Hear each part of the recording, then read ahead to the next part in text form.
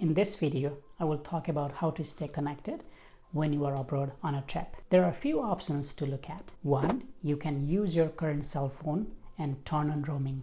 However, depending on the provider, the cost can be high. Let's say if the cell phone company charges $10 a day for roaming and you need it for 10 days, it's already $100 extra on top of your monthly fees. And that may not even give you unlimited or large number of data. And for that, you may need to pay more.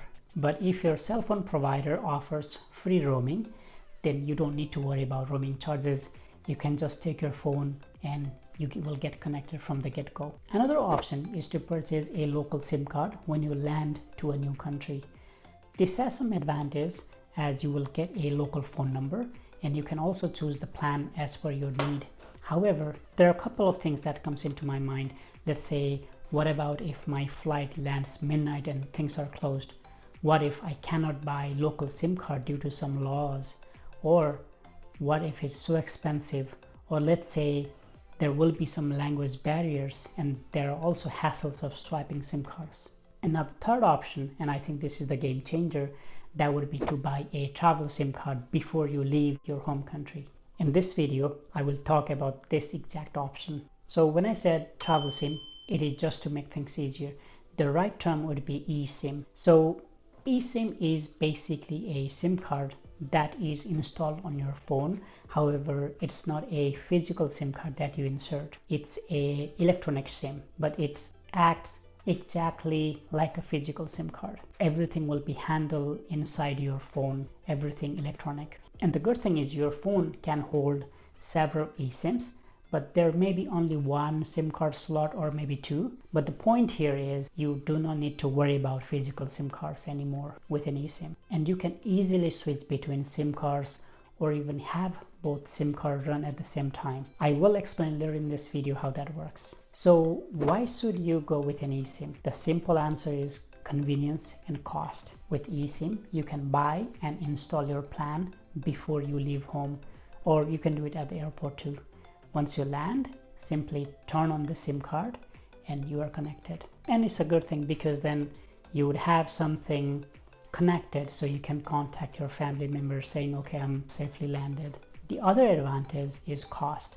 There are so many eSIM providers in the market and they have lots of plans, and in most cases they're cheaper. They also run various promos at time to time that makes even cheaper. You pay upfront for the plan and that's it. There's no hidden cost. It's just one plan, one cost. The only thing you would need to be sure of is your phone has to be network unlocked, meaning it should allow you to install new SIM card or even insert a SIM card, and that SIM card should be recognized. So let's say when you insert a SIM card, it should say you are connected to a certain network. For example, I'm in Canada.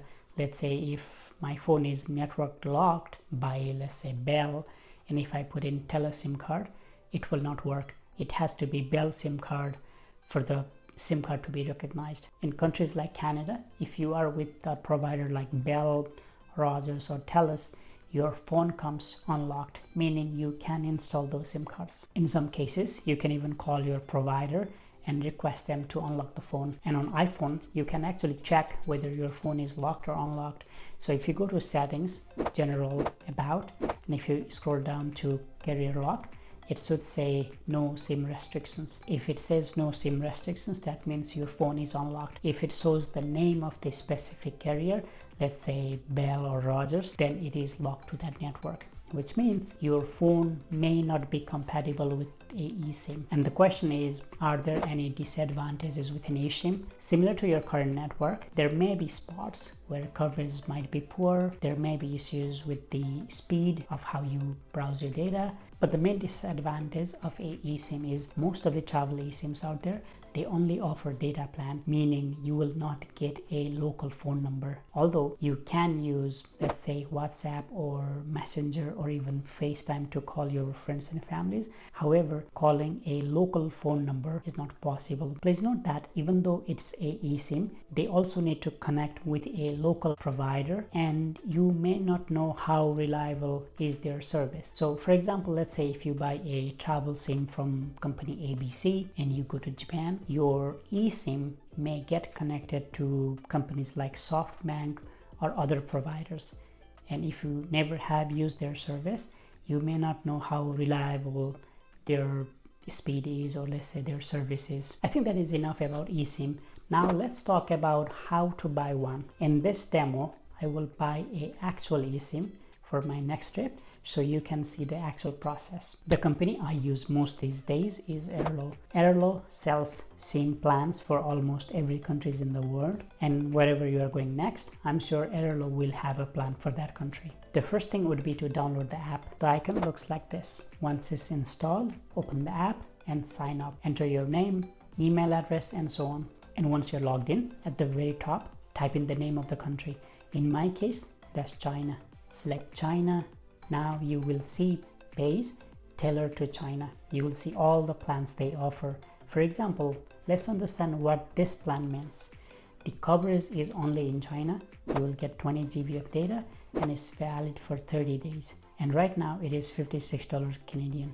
And as I was saying earlier, from time to time they run promo, and this is what it looks like. If this plan is not suitable for you, scroll down for other plans. Once you make up your mind, select the plan you wish to buy. For me, I will choose 20 GB for 30 days because I'm away for 2 weeks and this seems to be the most reasonable. Then I click buy. It takes me to the next page that has more information.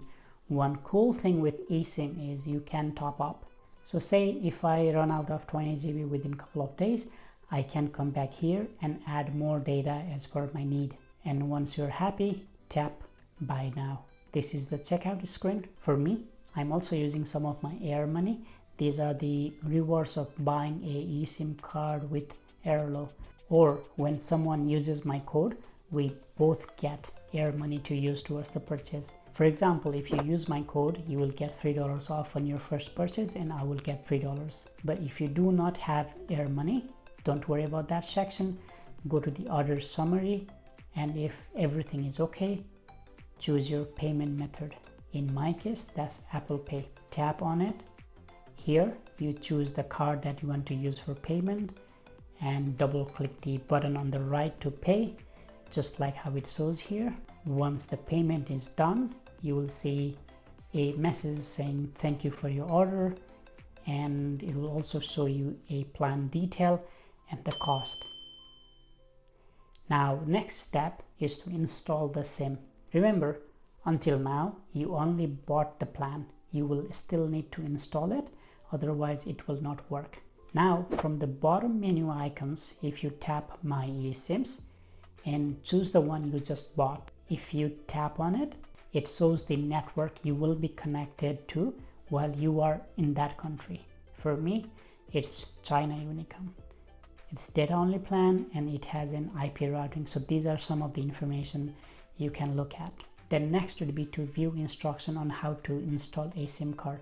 So tap view instructions, read through all of these instructions because it is very helpful. And once you are ready, hit install. It will show you visually how to set up things as well. It will ask you to activate new SIM. There will be a pop-up message. Click allow. It will take a moment for it to install. Then you will see activate eSIM option.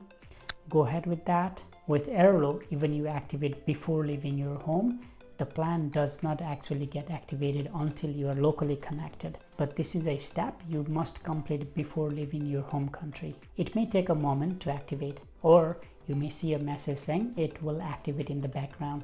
Once it's complete, click done. And this is a page where you need to give a name to your new eSIM. As you see, I have a primary SIM card. That's my current SIM card that I use every day.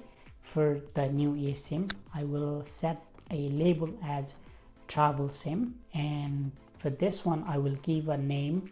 In this case, I am saying China 20 GB just because I know this SIM card has 20 GB of data and it will be easier for me to remember. You then choose a default line, and here where it says default line, I will choose my primary line as well as my default line. For iMessage and FaceTime, I'm also choosing primary because I'm still in my home and I will use my primary line. And once it's complete, you will see a confirmation message saying eSIM has been successfully installed. Now if you go back to the plan, it will still show not activated because you have not yet connected to the local network, as you might still be at home. But once you land and turn on the new SIM line, it will show activated and you will get connected. Now I will show you how to turn on the line when you land. And this setting is on iPhone. So on your iPhone, go to settings, go to cellular, scroll down to SIMs. For me, I have 3 SIMs, 1 primary and 2 eSIMs. Let's say I want to turn on this China 1 GB line first. I select that SIM and simply turn on this line. Then I will turn on data roaming for that line. It is very important, otherwise your eSIM will not work. Now go back to the main page, click cellular data, choose the line you want to use. For me, it will be, in this case, China 20 GB. And if you do not see your line here, it means it's still turned off. So go back to the eSIM and turn it on. Once it's turned on, you come back here and you will see it on your list. Here I will turn off allow cellular data switching because I don't want to use data from my primary line, as that would be a roaming. To be on a safer side, I can also turn off my primary line completely when I'm abroad. This also ensures that I will never incur roaming. Once you're back home, simply turn back on your primary line and you can turn off all the travel eSIMs that you purchased. So this is all you need to do in order to activate a eSIM card.